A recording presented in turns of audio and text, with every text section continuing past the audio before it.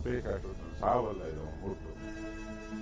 ಅಪ್ರತಿಮ ಕಲಾವಿದ, ಮುದ್ದಿನ ನಟನನ್ನಾಗಿ ನಾವು ಟ್ರೀಟ್ ಮಾಡ್ತಿದ್ವಿ.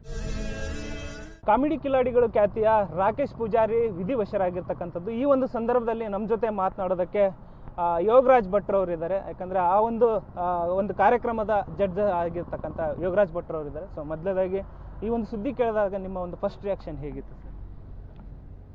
ಅಂದರೆ ಇವಾಗ ಯಾವುದೇ ಸಾವಿನ ಸುದ್ದಿ ಕೇಳಿದಾಗ ಅವನ ಈ ವಯಸ್ಸಿಗ, ಇಷ್ಟು ಚಿಕ್ಕ ವಯಸ್ಸಿಗ ಅನ್ನೋದೇ ಒಂದು ಅರ್ಧ ಮುಕ್ಕಾಲು ಗಂಟೆ ಅದು ಡೈಜೆಸ್ಟ್ ಆಗೋಕ್ಕೆ ಬೇಕಾಗುತ್ತೆ. ತೀರಾ ಹತ್ತಿರದಿಂದ ನೋಡಿದ್ದೀವಿ, ಅವನ ನಟನೆ ನೋಡಿದ್ದೀವಿ. ನಂತರ ನಿಂತರ ಯಾವುದೂ ಹಿನ್ನೆಲೆ ಇಲ್ಲ ಅವನಿಗೆ. ಸುಮ್ಮನೆ ಒಂದು ಕರಾವಳಿ ಕಡೆಯಿಂದ ಬಂದಂಥ ಅಪ್ರತಿಮ ಕಲಾವಿದ. ಅವನದ್ದೇ ಆದಂಥ ಒಂದು ಟೈಮಿಂಗ್ ಇತ್ತು, ಮತ್ತು ತುಂಬ ಸಜ್ಜನ. ಅವನ ಸೆನ್ಸ್ ಆಫ್ ಹ್ಯೂಮರ್ ಅಂತ ಕರೀತಾರಲ್ಲ, ಒಂದು ವಿನೋದ ಪ್ರಜ್ಞೆ, ಅದು ಬೇರೆ ಲೆವೆಲ್ಗಿತ್ತು ಅವನಿಗೆ. ಅವನ ಒಂದು ರಾಗವಾಗಿ ಮಾತಾಡ್ತಿದ್ದು ತುಂಬ ಕಡೆ ಸಿಕ್ಕು. ಅವನನ್ನು ತುಂಬ ಮುದ್ದಿನ ನಟನನ್ನಾಗಿ ನಾವು ಟ್ರೀಟ್ ಮಾಡ್ತಿದ್ವಿ. ನಾನಾಗಲಿ, ಜಗ್ಗಣ ಆಗಲಿ, ರಕ್ಷಿತ್ ಅವರಾಗಲಿ, ಮತ್ತು ಎಂಟೈರ್ ಜಿ ಸಂಸ್ಥೆ. ಅದು ಒಂದು ವಿಶೇಷವಾದ ಅಕ್ಕರೆ, ಪ್ರೀತಿ. ಅವನೊಬ್ಬ ಕಲಾವಿದ. ಆಮೇಲೆ ಅವನಿಗೆ ಚೆನ್ನಾಗಾಗಲಿ, ಅವನಿಗೆ ಪ್ರಶಸ್ತಿ ಕೊಟ್ಟಾಗಲೂ ಅಷ್ಟೇ ತುಂಬ ಎಕ್ಸೈಟ್ ಆಗಿದ್ವಿ ನಾವುಗಳು. ಒಂದು 50-60 ಸಾವಿರ ಜನರು ಎದುರುಗಡೆ ಒಂದು ಪ್ರಶಸ್ತಿ ತೊಗೊಂಡಾಗ ಅವನ ಎಕ್ಸೈಟ್ಮೆಂಟ್ ನೋಡಬೇಕಿತ್ತು ನಾವು. ಒಬ್ಬ ಕಲಾವಿದನಿಗೆ ಅದಕ್ಕಿಂತ ದೊಡ್ಡದು ಇನ್ನೇನು ಬೇಕಿರಲ್ಲ. ಆಮೇಲೆ ಹಲವಾರು ಸಿನಿಮಾಗಳು ಲೈನಪ್ ಮಾಡಿದ. ಮನದ ಕಡಲಲ್ಲೂ ಕೂಡ ಆ್ಯಕ್ಟ್ ಮಾಡಬೇಕಿತ್ತು ಅವನು. ಗಡ್ಡ ಬಿಟ್ಟಿದ್ದ. ಆಮೇಲೆ ಒಂದು ಪುಟ್ಟ ಆಕ್ಸಿಡೆಂಟ್ ಆಗಿತ್ತು ಅವನಿಗೆ, ಮುಖದಲ್ಲಿ ಒಂದು ಗೆರೆ ಇತ್ತು. ಆ ಕಾರಣಕ್ಕಾಗಿ ಲೇಟ್ ಆಗುತ್ತೆ ಅಂತ ಹೇಳಿ ಆ ರೋಲ್ನ ಇನ್ನೊಬ್ಬ ಕರಾವಳಿಯವನು ಮಾಡ್ದ, ಸೂರಜ್ ಅಂತ. ಆ ಟೈಮಲ್ಲಿ ಸಿಕ್ಕಿದ್ವಿ, ಕರಾವಳಿಲೇ ಸಿಕ್ಕಿದ್ದ. ವಿಶೇಷ ಕನಸುಗಳಿತ್ತು ಅವನಿಗೆ ನಟನೆ ಬಗ್ಗೆ ಎಲ್ಲ. ನಿಮ್ಮ ಮನದ ಕಡಲಲ್ಲಿ ನಟನೆ ಮಾಡಬೇಕಾಯಿತು, ಬಟ್ ಬೇರೆ ಬೇರೆ ಪ್ರಾಜೆಕ್ಟ್ಗಳಿಗೆ ಏನಾದರೂ ಕೇಳಿದ್ನ? ಇತ್ತೀಚೆಗೆ ಕಾಂತಾರ ಚಾಪ್ಟರ್ 1 ಕೂಡ ಆ್ಯಕ್ಟ್ ಮಾಡ್ತಾ ಇದ್ರಂತ ಸುದ್ದಿ ಇತ್ತು. ಅದ್ರ ಬಗ್ಗೆ ನಿಮ್ಗೆ ಏನಾದ್ರು ಮಾತಾಡಿದ್ರ? ಹೌದೌದು. ಕಾಂತಾರ 1 ಅಂದರೆ ಕಾಂತಾರ ಪ್ರೀಕ್ವೆಲ್ಲಲ್ಲಿ ಆ್ಯಕ್ಟ್ ಮಾಡ್ತಿರೋದ್ರಿಂದಲೇ ಅವನು ಮನದ ಕಡಲಲ್ಲಿ ಆ್ಯಕ್ಟ್ ಮಾಡೋಕ್ಕಾಗಲಿಲ್ಲ. ಇಲ್ಲಾಂದರೆ ಅಲ್ಲಿಂದ ಒಂದು 12 ದಿವಸ ಬಿಡಿಸ್ಕೊಂಬರ್ಬೋದಿತ್ತು. ಮತ್ತು ಗಡ್ಡ ಬೇರೆ ಬಿಟ್ಟಿದ್ದ. ಅದೇನೋ ರಿಷಬ್ ಶೆಟ್ಟಿ ತುಂಬ ಮುದ್ದಿಂದ ಬರೆದಿರೋ ಪಾತ್ರ ಅದು ಅಂತ ಹೇಳಿ, ಆಯ್ತು ಅದನ್ನು ಮುಗಿಸು, ಆಮೇಲೆ ನೆಕ್ಸ್ಟ್ ನೋಡೋಣ ಅಂತ. ಯಾಕಂದರೆ ಕಾಮಿಡಿ ಕಿಲಾಡಿಗಳು ಸುಮಾರು ಜನ ಕಲಾವಿದರು ನನ್ನ ಸಿನಿಮಾಗಳಲ್ಲಿ ಆ್ಯಕ್ಟ್ ಮಾಡಿದ್ದಾರೆ. ನೀನು ಇದರಲ್ಲಿ ಮಾಡಿದ್ದ ಅವನು ಕರ್ನಾಟಕ ದಮನಕದಲ್ಲಿ ಒಂದು ದಿವಸದ ಪಾತ್ರ ಮಾಡಿದ್ದ, ಒಬ್ಬ ಕೈದಿ ಪಾತ್ರ. ಸೊ ಏನು ಮಾಡೋದು, ಸಾವು ಅನ್ನೋದು ಅದು ಹೀಗಾದಾಗಲೇ ನಮಗೆ ಪ್ರಜ್ಞೆ ಬರೋದು. ನಮ್ಮ ಸುತ್ತನೇ ಇದೆ ಅದು, ಎಲ್ಲರೂ ಒಂದು ದಿವಸ ಹೋಗಬೇಕು. ಬಟ್ ಈ ಅಕಾಲಿಕ ಮರಣ, ಈ ಥರ ಒಬ್ಬ ನಿಜವಾದ ಕಲಾವಿದ, ಅವನಿಗೆ ಏನೇನೋ ಕನಸುಗಳಿತ್ತು ಅಂದಾಗ ಅದೊಂಥರ ಏನು ಹೇಳೋಕ್ಕಾಗದೇ ಇರೋ ವೇದನೆ. ಕಲಾವಿದರು ಅಂದಾಗ ಅವರು ಎಷ್ಟೇ ನೋವುಗಳ ಹಿಂದೆ ಇದ್ದರೂ ಕೂಡ ಅದನ್ನು ಬಚ್ಚಿಟ್ಟು ಪ್ರೇಕ್ಷಕರಿಗೆ ಒಂದು ಏನಂದರೆ ನಗುವಿನ ಕಡಲನ್ನು ಹರಿಸೋವಂಥವ್ರು ಅವರು. ಸೊ ಅದು ನಿಮ್ಮ ಆಫ್ ಸ್ಕ್ರೀನ್ ಆಗಿರ್ಬೋದು ಮತ್ತು ಆನ್ ಸ್ಕ್ರೀನ್ ನಿಮ್ಮ ಜೊತೆ ಒಡನಾಟ ಹೇಗಿತ್ತು? ಏನೆಲ್ಲ ಹೇಳ್ಕೊಂಡಿದ್ರು? ಅವರ ಕುಟುಂಬದ ಬಗ್ಗೆ ಏನಾದರೂ ಮಾತನಾಡಿದ್ರ? ಹೇಗೆ?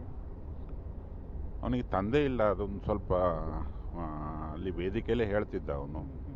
ಆಮೇಲೆ ಹಿನ್ನೆಲೆ ಇಲ್ಲ, ನಾನು ಆಗಲೇ ಹೇಳಿದ ಹಾಗೆ ಯಾವುದೇ ಸಿನಿಮಾ ಫ್ಯಾಮಿಲಿಯಿಂದ ಆಗಲಿ ಮತ್ತೊಂದು ಸಪೋರ್ಟ್ ಇಟ್ಕೊಂಡು ಬಂದವನಲ್ಲ. ಅವನ ಸ್ವಂತ ಪ್ರತಿಭೆಯಿಂದ ಇವಾಗ ಏನಿದ್ದ ಅವನು, ಅದು ಸಾಧಾರಣದ ಹತ್ರ ಅಲ್ಲ, ತುಂಬ ಜನರಿಗೆ ಪರಿಚಿತ ಅವನು. ಹಾಗೆ ಒಬ್ಬ ನಟನ ದನಿ, ಒಬ್ಬ ನಟನ ಪ್ರತಿಭೆ ಜನಕ್ಕೆ ತಲುಪಬೇಕು ಅಂದರೆ ಅವ್ನು ನಿಜಕ್ಕೂ ಪ್ರತಿಭಾವಂತ ಆಗಿರ್ಬೇಕು. ಇಲ್ಲಾಂದರೆ ಹೆಂಗೆ ತಲುಪಿಸ್ತೀರ ನೀವು? ಅವನು ಸೆಲ್ಫ್ ಮೇಡ್ ಕಲಾವಿದ. ಸೊ ಅದೇನು ಹೆಂಗೆ ಎಷ್ಟು ಈಗ ಹೇಳಿದ್ರು ಸಾವು ಮುಂದೆ, ಪ್ರಕೃತಿ ಮುಂದೆ ನಾವೆಲ್ಲ ತೀರ ಚಿಕ್ಕವರು. ತುಂಬ ಕನಸುಗಳು ಇತ್ತು ಅವನಿಗೆ, ತುಂಬ ಸಿನಿಮಾಗಳು ಮಾಡಬೇಕು ಅಂತಿತ್ತು, ತುಂಬ ಬೇರೆ ಬೇರೆ ಥರದ ಪಾತ್ರಗಳು. ಒಂದು ಸತಿ ಅವನಿಗೆ ಈ ವಯಸ್ಸಾದ ಒಂದೇನೋ ಒಂದು ಪಾತ್ರ ಮಾಡಿಬಿಡೋಣ ಅನ್ನೋ ಥರದ್ದೇನೋ ಮಾತಾಡಿದ ನೆನಪು ನನಗೆ. ಹಿಂದೆ ಒಂದು 4-5 ವರ್ಷ, 3-4 ವರ್ಷದ ಹಿಂದೆ. ಆ ಥರದ್ದು ಸಿಕ್ಕಿದಾಗೆಲ್ಲ ಏನೇನೋ ಕನಸು, ಮುಂದೆ ಏನು ಮಾಡಬೇಕು ಹೆಂಗೆ ಅಂತೆಲ್ಲ ಹುಡ್ಕೊಂಬಂದು ಮಾತಾಡ್ತಿದ್ದ. ಅವೆಲ್ಲ ನೆನಪಾಗ್ತದೆ ಈ ಸಂದರ್ಭದಲ್ಲಿ. ಬೆಳಗ್ಗೆನೇ ಇವತ್ತು ರಕ್ಷಿತಾ ಮೇಡಮ್ ಅವರು ಕೂಡ ಭಾವುಕವಾಗಿ ಒಂದು ಪೋಸ್ಟನ್ನು ಹಾಕಿದ್ದು, ಸಾಕಷ್ಟು ಫೋಟೋಗಳನ್ನು ಅವ್ರ ಜೊತೆಗಿರ್ತಕ್ಕಂಥ ಫೋಟೋಗಳನ್ನು ಶೇರ್ ಮಾಡಿ. ಸಾಕಷ್ಟು ಜನ ಅವರ ಸಾವಿಗೆ ಅಕಾಲಿಕ ಮರಣಕ್ಕೆ ಕಂಬನಿ ಮಿಡಿತಾ ಇರ್ತಕ್ಕಂಥದ್ದು. ನೀವು ಕೂಡ ಈಗ ಹೋಗ್ತಾ ಇದ್ದೀರಾ, ಎಷ್ಟೊತ್ತಿಗೆ ಏನು ಕಾರ್ಯ ಏನು ಅಂತ ಏನು ಫೋನ್ ಮಾಡಿ ಏನು ಹೇಳಿದ್ರು? ಈಗ ಸಡನ್ನಾಗಿ ಟಿಕೆಟು ಸಿಕ್ತು ನನಗೆ ಅದೃಷ್ಟಕ್ಕೆ. 2 ಗಂಟೆ ಇನ್ನೇನು ಸ್ವಲ್ಪ ಹೊತ್ತಿಗೆ ಹೋಗ್ತೀನಿ ಏರ್ಪೋರ್ಟಿಗೆ. ಅಲ್ಲಿಂದ ಹೂಡೆ ಅನ್ನೋ ಒಂದು ಜಾಗದಲ್ಲಿ ಇದೆಯಂತೆ ಸಂಸ್ಕಾರ. ಅಲ್ಲಿಗೆ ಹೋಗೋಷ್ಟರಲ್ಲಿ ಸಂಜೆ 5-6 ಆಗಬಹುದು ಅಂತ ಕಾಣುತ್ತೆ. ಬಾಕಿ ಅಲ್ಲಿ ಇನ್ನೇನಾದ್ರು ಇದ್ದರೆ ಅಲ್ಲಿಂದ ಬಂದು ಮಾತಾಡ್ತೇವೆ.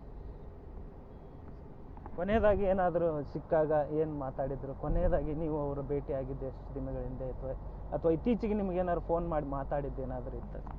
ಹಾಂ, ಅದೇ ಅವನು ಒಂದು ಎಲ್ಲೋ ಬಿದ್ದು ಒಂದು ಮುಖಕ್ಕೆ ಗಾಯ ಮಾಡಿಕೊಂಡಾಗ ಒಂದು ವಿಡಿಯೋ ಕಾಲಲ್ಲಿ ಮಾತಾಡಿದ್ದ, ಮತ್ತು ಸಿಕ್ಕಿದ್ದ ಕೂಡ ಕರಾವಳಿಲಿ ಮನದ ಕಡಲು ಶೂಟಿಂಗ್ ಟೈಮಲ್ಲೇ.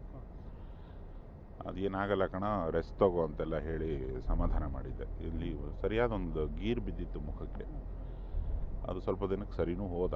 ಆ ನಂತರ ಒಂದು ಸತಿ ಡೇಟ್ ಅಡ್ಜಸ್ಟ್ ಆಗುತ್ತಾ ಮನದ ಕಡಲುಗೆ ಅಂತ ಒಂದು ಸತಿ ಸಿಕ್ಕಿದಾಗ ಮಾತಾಡಿದ್ವಿ. ಅದು ಬಿಟ್ಟರೆ ಇನ್ನು ವಿಶೇಷವಾಗಿ ಏನೂ ಫೋನಿಗೂ ಸಿಕ್ಕಿಲ್ಲ. ಅವನು ಒಂದು 3-4 ತಿಂಗಳ ಹಿಂದೆ ಮಾತಾಡಿದ್ದೆ ಲಾಸ್ಟ್. ರಾಕೇಶ್ ಇನ್ನು ಬರೀ ಕೇವಲ ನೆನಪು ಮಾತ್ರ, ಏನು ಹೇಳಕ್ಕೆ? ನೆನಪೇ ಶಾಶ್ವತ, ಸಾವಲ್ಲ ಇದು ಅವನು ಹುಟ್ಟು, ಹಾಗೆ ಅಂದ್ಕೋಬೇಕು. ಯಾಕಂದರೆ ಅವನು ಬಿಟ್ಟು ಹೋಗಿರೋ ಸುಮಾರು ಹಾಸ್ಯದ ತುಣುಕುಗಳಿದ್ದಾವೆ. ಒಬ್ಬ ಕಲಾವಿದನಾಗಿ ಈ ವಯಸ್ಸಿಗೆ ಸಾಕಷ್ಟು ಮಾಡಿದ್ದಾನೆ. ಬಟ್ ಏನು ಮಾಡೋದು, ಈ ಪ್ರಕೃತಿ ಕರೆದಿರೋದ್ರಿಂದ ಹೊರಟ ಏನೇನೋ ಮಾಡ್ತಾನೆ ಇರ್ತಾನೆ ನಮ್ಮ ಮನಸ್ಸುಗಳಲ್ಲೂ. ಆರೋಗ್ಯದ ಸಮಸ್ಯೆ ಬಗ್ಗೆ ಏನಾದರೂ ನಿಮ್ಗೆ ಹೇಳ್ಕೊಂಡಿದ್ರ, ಅಥವಾ ಈ ಥರ ಆಗಿರೋದು ಇದು ಸಡನ್ ಆಗಿ, ಅಥವಾ ಮೊದಲು ಏನಾದರೂ ಈ ಥರ ಆಗಿತ್ತಂತ ಏನಾದ್ರು ಗಮನಕ್ಕೆ ಇತ್ತ ನಿಮ್ಗೆ? ಇಲ್ಲ, ಅವನು ತುಂಬ ಚಟುವಟಿಕೆಯಿಂದ ಇದ್ದ. ನನಗೆ ಆ ಥರದ್ದು ಯಾವುದು ಕಂಡು ಬಂದಿಲ್ಲ. ಇದಿಷ್ಟು ನಿರ್ದೇಶಕ ಯೋಗರಾಜ್ ಭಟ್ರವರು ಮತ್ತು ಆ ಕಾಮಿಡಿ ಕಿಲಾಡಿಗಳ ಜಡ್ಜ್ ಆಗಿರ್ತಕ್ಕಂಥದ್ದು. ಹಾಗಾಗಿ ಅವರ ಜೊತೆಗಿದ್ದಂಥ ಒಂದಿಷ್ಟು ಮಾತುಗಳನ್ನು ಹಂಚ್ಕೊಂಡಿರ್ತಕ್ಕಂಥದ್ದು. ಕ್ಯಾಮ್ರಾ ಪರ್ಸನ್ ಪರಮೇಶ್ ಜೊತೆ ಧನು ಎಲ್ಗಾಜ್, ಪಬ್ಲಿಕ್ ಟಿವಿ, ಬೆಂಗಳೂರು.